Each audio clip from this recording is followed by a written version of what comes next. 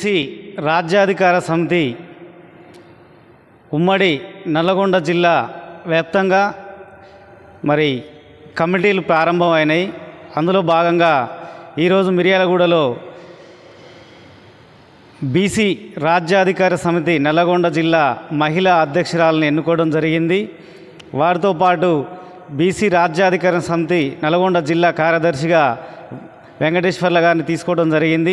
అలాగే మిర్యాలగూడ పట్టణ కార్యదర్శిగా నక్క వెంకన్న గారిని, నాగమణి గారిని, ఇవన్నీ కూడా దాసు రాష్ట్ర అధ్యక్షులు దాసు సురేష్ గారి సూచన మేరకు ఉమ్మడి నల్లగొండ జిల్లాలో వివిధ కమిటీలు వేయాలని నిర్ణయించుకున్నాం. రానున్న స్థానిక సంస్థల ఎన్నికల్లో రేపు జరగబోయే ఎన్నికల్లో ఖచ్చితంగా బీసీల వాటా ఏందో మరి రాష్ట్ర ప్రభుత్వం చింతశుద్ధితో 42% వాటాని ఇవ్వాలి.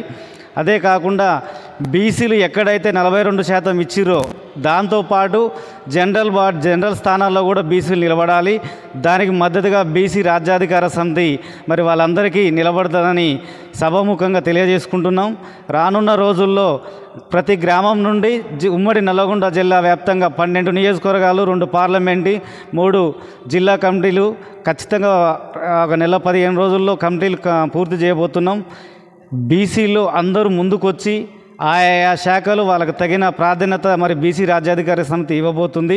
దయచేసి బీసీలందరూ కూడా ఇళ్ల నుంచి బయటికి రావాలి. మన రాజ్యాధికారం మనం సాధించుకోవాలి. దానికి అందరం కూడా ముక్కుమ్మడిగా ఏకంగా ముందుకు రావాల్సిన పరిస్థితి ఉన్నది.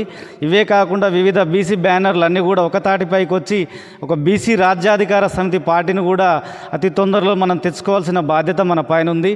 మనం అందరం కూడా ఏకతాటి పైన ఉంటేనే ఇది సాధ్యమైద్ది. మొట్టమొదటి అడుగుగా మిర్యాలగూడ నుంచి స్టార్ట్ అవుతుంది. రేపు నల్గొండలో మరి కమిటీ కూడా వేయబోతున్నాం.